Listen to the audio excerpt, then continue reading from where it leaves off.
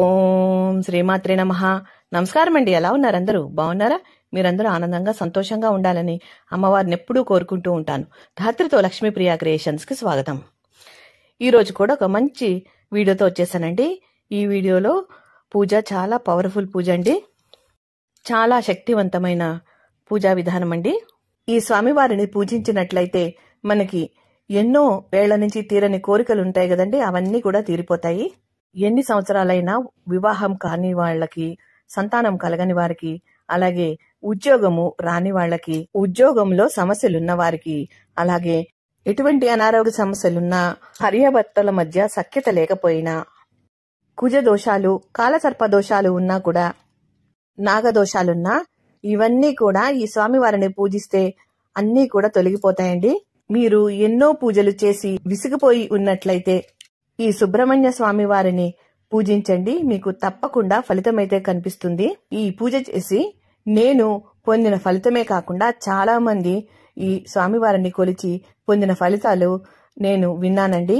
మీరు ఈ సుబ్రహ్మణ్య స్వామి వారిని పూజిస్తే గనక ఏ కోరికైనా నెరవేరుతుంది అని నేను ఖచ్చితంగా చెప్పగలను అనుభవం వల్ల. స్వామివారిని కొలిచే అవకాశము సుబ్రహ్మణ్య షష్ఠి ద్వారా మనకి లభిస్తుందండి. ఈ సుబ్రహ్మణ్య షష్ఠి రేపే రాబోతోందండి. ఈ రోజు ప్రతి ఒక్కరూ కూడా తప్పకుండా మీకున్నటువంటి దోషాలు అన్నీ కూడా తొలగించుకోవడానికి ఈ స్వామివారిని పూజించండి. మంచి ఫలితాలనైతే తప్పకుండా పొందండి. ఈ స్వామివారిని ఎప్పుడు పూజించాలి, ఎలా పూజించాలి, ఎవరు పూజించాలి, ఒక్కరోజు పూజిస్తే సరిపోతుందా, ఎన్ని వారాలు పూజించాలి, ఇటువంటి విషయాలన్నీ కూడా ఈ వీడియోలో షేర్ చేస్తానండి. తప్పకుండా స్కిప్ చేయకుండా చూడండి. స్కిప్ చేయకుండా చూస్తే మీకు బాగా అర్థమవుతుంది. మార్గశిర మాసంలో శుక్లపక్షంలో వచ్చే షష్ఠి తిథి రోజున సుబ్రహ్మణ్య స్వామి వారు జన్మించారండి. అందుకనే దీనిని సుబ్రహ్మణ్య షష్ఠి అని పిలుస్తారు. ఈ రోజునే స్కంద షష్ఠి, సుబ్బారాయుడు షష్ఠి అని కూడా పిలుస్తారు. స్వామివారి యొక్క జన్మదినమే కాదు, స్వామివారి యొక్క కళ్యాణం కూడా ఈ రోజే జరిగిందని అంటారు.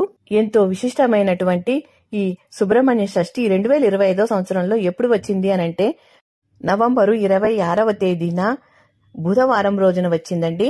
ఏ పూజకైనా ముందుగా పూజించాల్సిన విఘ్నేశ్వరుని గాని విఘ్నేశ్వరిని, అలాగే ఈ సర్పరూపంలో స్వామివారు ఉంటారు కాబట్టి ఈ స్వామివారి యొక్క సర్పరూప ప్రతిమ ఉంటే పూజలో పెట్టుకోండి. స్వామివారికి పిండి దీపాన్ని అయితే ఏర్పాటు చేసుకున్నానండి. పిండి దీపము, అందులో స్వామివారి షణ్ముఖుడు కాబట్టి 6 ఒత్తులు వేసి ఆవు నెయ్యి వేసి సిద్ధం చేసుకున్నాను. ముందుగా దీపారాధన చేసుకోవాలి.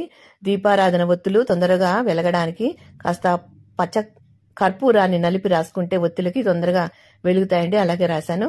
తర్వాత సువాసన భరితమైన పూజ అంటే స్వామివారికి ఇష్టం కాబట్టి జవ్వాది పీఠం అంతా కూడా జల్లాను. అలాగే కుందుల్లో కూడా వేసుకుంటే మంచి సువాసన వస్తుంది.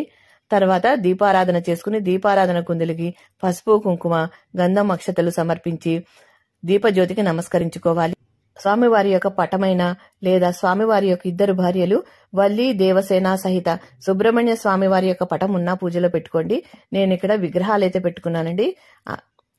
వల్లి దేవసేన సహిత సుబ్రహ్మణ్య స్వామి విగ్రహాలను అయితే పూజలో పెట్టుకున్నాను.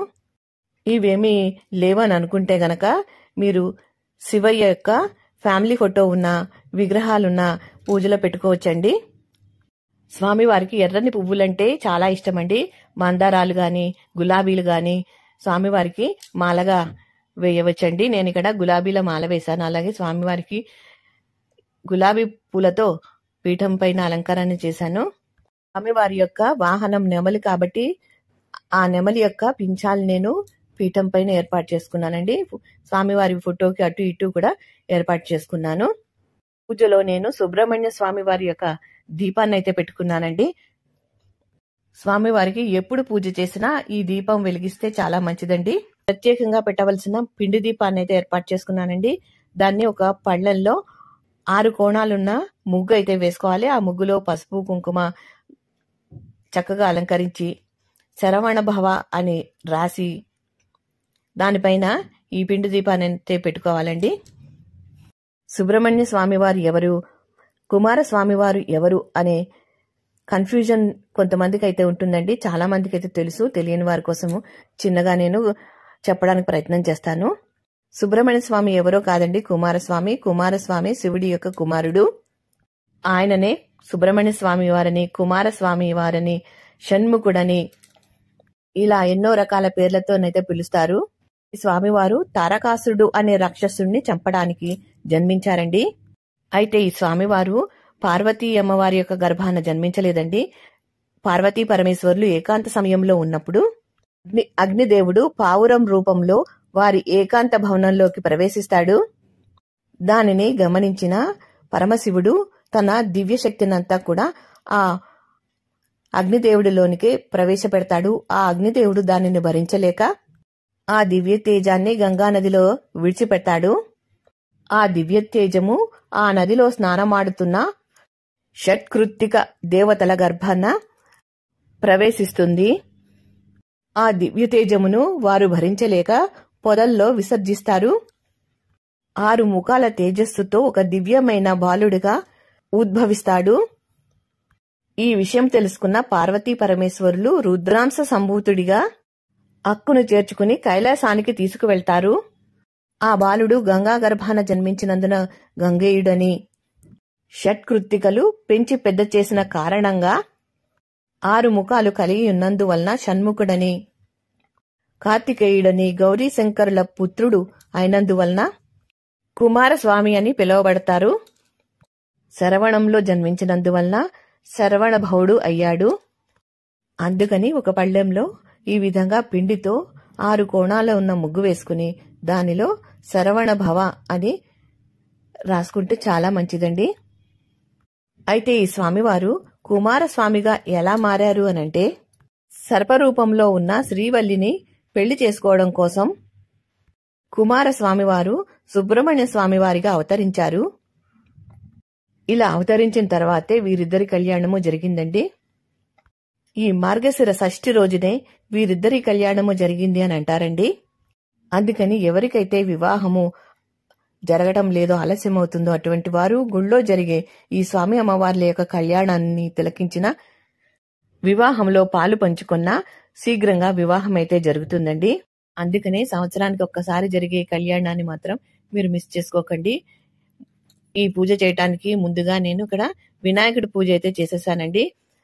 వినాయకుడి షోడశోపచార పూజ చేసుకున్నాను. తర్వాత స్వామివారికి ఆవాహనం పలికి ఆసనం సమర్పించి అర్ఘ్యపాద్యాలనిచ్చి పూజనైతే ప్రారంభించాను.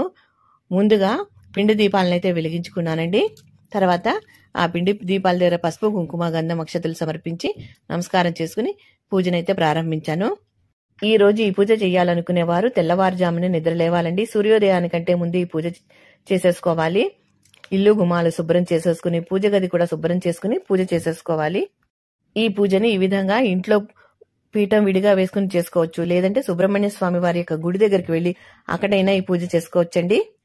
లేదు అంటే శివయ్య గాని, మిగతా గుళ్లల్లో గాని జంట నాగుల ప్రతిమలు ఉంటాయి కదండి, అక్కడ అభిషేకం చేసుకుని పూజ చేసుకోవచ్చండి. ఎవరైనా నాగుల చవితి రోజున పుట్టలో పాలు పోసి పూజ చేసుకోలేని వారు ఈ రోజు ఆ పూజ చేసుకోవచ్చండి. మీరు ఎక్కడ చేసినా సరే ఈ పూజ తప్పనిసరిగా చేసుకోవాలి. దానివల్ల అనేక మంచి ఫలితాలు అయితే కలుగుతాయి. అలాగే ఈ స్వామివారి యొక్క పూజని ప్రతి మంగళవారం కూడా చేసుకోవచ్చు. 3 వారాలు గాని, 7 వారాలు గాని, 9 వారాలు గాని, ఇలా 21 వారాలు గాని ఈ స్వామివారికి ఈ విధంగా పూజ చేస్తే చాలా మంచిదండి. ఇన్ని వారాలు పూజ చేస్తాము అని సంకల్పం చేసుకుని స్వామివారికి చెప్పుకుని ప్రారంభిస్తే గనక మీకు కోరుకున్న కోరికలు తప్పక నెరవేరుతాయండి. ఈ పూజని ఆడవారైనా మగవారైనా ఎవరైనా చేసుకోవచ్చండి. ఆడవారికి ఏదైనా ఆటంకం వస్తే గనక ఆ వారం వదిలేసి మిగతా వారం నుంచి కంటిన్యూ చేయవచ్చు. ఇన్ని వారాలు చేయలేమనుకునేవారు మీకు వీలైన వారము ఆ గుడికి వెళ్లి అక్కడ తృప్తిగా స్వామివారికి పూజనైతే చేసుకోండి. అలా కూడా కుదరని వాళ్ళు ఈ సుబ్రహ్మణ్య షష్ఠి రోజున మాత్రం తప్పకుండా ఈ పూజ చేసుకోండి. అస్సలు మిస్ చేసుకోకండి. ఈ సుబ్రహ్మణ్య షష్ఠి రోజున మీకు పూజ చేయడం కుదరని వాళ్ళు ఈ ప్రతి మాసంలో వచ్చే శుక్లపక్షంలో వచ్చే షష్ఠీ తిథి రోజున ఈ స్వామివారి పూజనైతే చేసుకోవచ్చండి. ఈ పూజ ఉదయం వేళల్లో చేస్తేనే మంచిదండి.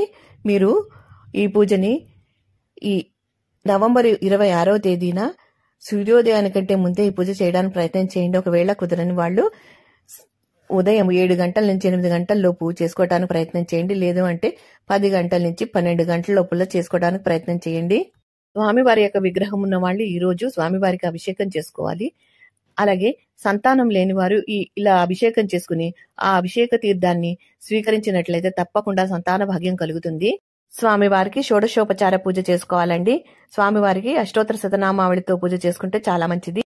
వల్లి దేవసేన సమిత సుబ్రహ్మణ్య స్వామి వారి యొక్క అష్టోత్తర శతనామావళి మనకు గూగుల్లో సెర్చ్ చేస్తే లభిస్తుంది. ఆ విధంగా చదువుకుంటూ పూజనైతే చేసుకోండి, లేదా వింటూ అయినా పూజ చేసుకోవచ్చు.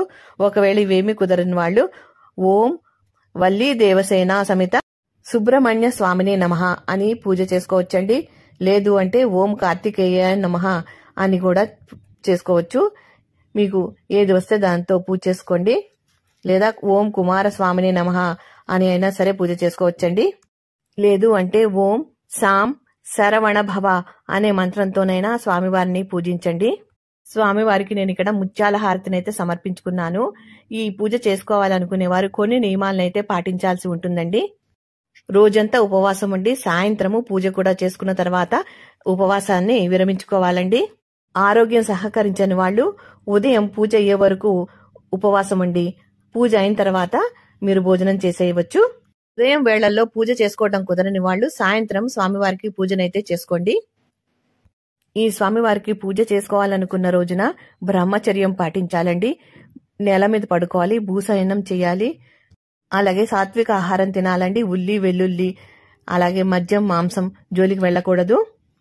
కత్తితో కోసినవి కత్తిపీటతో కోసినవి పదార్థాలని మనము తినకూడదండి. ఈ రోజు లేని వారికి సహాయం చేస్తే చాలా మంచిదండి. అలాగే చిన్న పిల్లలకి మిఠాయిలు లాంటివి పంచి పెడితే కూడా చాలా మంచిది. మంచి పనులు చేస్తే మనకు కూడా మంచి జరుగుతుందండి. స్వామివారికి నైవేద్యంగా పాలు గాని వడపప్పు చలిమిడి గాని పానకాన్ని గాని నైవేద్యంగా పెట్టవచ్చు. నేను పళ్ళనైతే నైవేద్యంగా సమర్పించానండి. తర్వాత అక్షింతలు పువ్వులు చేత్తో పట్టుకుని 6 ప్రదక్షిణాలు అయితే చెయ్యండి. వీలైతే 6 ప్రదక్షిణాలు చేయండి, లేదంటే 6 సార్లు ఆత్మ ప్రదక్షిణ అయినా చెయ్యండి. ప్రదక్షిణాలు చేసిన తర్వాత అక్షింతలు పువ్వులు స్వామివారి యొక్క పాదాల చెంత ఉంచి స్వామివారికి మీ సమస్యలు కష్టాలు అన్నీ కూడా చెప్పుకుని ఆ సమస్యని తీర్చమని ఆ స్వామివారిని వేడుకోండి. సుబ్రహ్మణ్య స్వామివారిని పూజించటం వల్ల మనకి ఖచ్చితమైన ఫలితాలు అయితే కలుగుతాయండి. మనకున్న దోషాలన్నీ కూడా తొలగిపోతాయి. ఎందుకంటే కుజుడికి గురువు ఆ సుబ్రహ్మణ్య స్వామివారు. మనకున్న దోషాలన్నీ కూడా స్వామివారు తొలగింపజేస్తారు. ఈ విధంగా పూజ చేసుకున్న తర్వాత ఈ పీఠాన్ని ఎప్పుడు కదపాలంటే పూజ ప్రొద్దుట సాయంత్రం 2 పూట్లా చేసుకున్న తర్వాత సాయంత్రము ఈ పీఠాన్ని కదిపేయవచ్చండి. పూజలో పెట్టుకున్న పిండి దీపాన్ని పూజ అంతా అయిన తర్వాత ఇది ఆవుకు గాని ఏవన్నా పక్షులకు కానీ వేసేయండి. పువ్వులన్నీ కూడా ఎవరు తొక్కని చోట వేసేయండి. పూజలో పెట్టుకున్న వస్తువులన్నీ కూడా తిరిగి మళ్లీ వాడుకోవచ్చండి. పీఠం పైన వేసిన వస్త్రాన్ని ఉతికి వాడుకోవచ్చు. అలాగే పించాల్ని కూడా తీసి జాగ్రత్త పెట్టుకుని మళ్లీ పూజలో వాడుకోవచ్చు. ఇదండి ఈ సుబ్రహ్మణ్య షష్ఠి యొక్క విశిష్టత, పూజా విధానము. ఈ వీడియో మీకు నచ్చింది అనుకుంటాను, ఎంతో కొంత ఉపయోగపడింది అనుకుంటాను. ఈ వీడియో గనక మీకు నచ్చితే తప్పకుండా లైక్ చేసి షేర్ చేయడం మర్చిపోవద్దు. మీరు లైక్ చేయడం వల్ల మా వీడియోలు మరికొద్ది మందికి రీచ్ అవుతాయి. మా వీడియోలు మొదటిసారి చూస్తున్నట్లయితే తప్పకుండా సబ్స్క్రైబ్ చేసుకోండి. అప్పుడే మేము చేసే వీడియోలు మీకు నోటిఫికేషన్ రూపంలో వస్తాయి. ఈ వీడియో చేసుకోండి. మరో మంచి వీడియోతో మళ్ళీ కలుస్తాను. నమస్కారం, ఉంటానండి.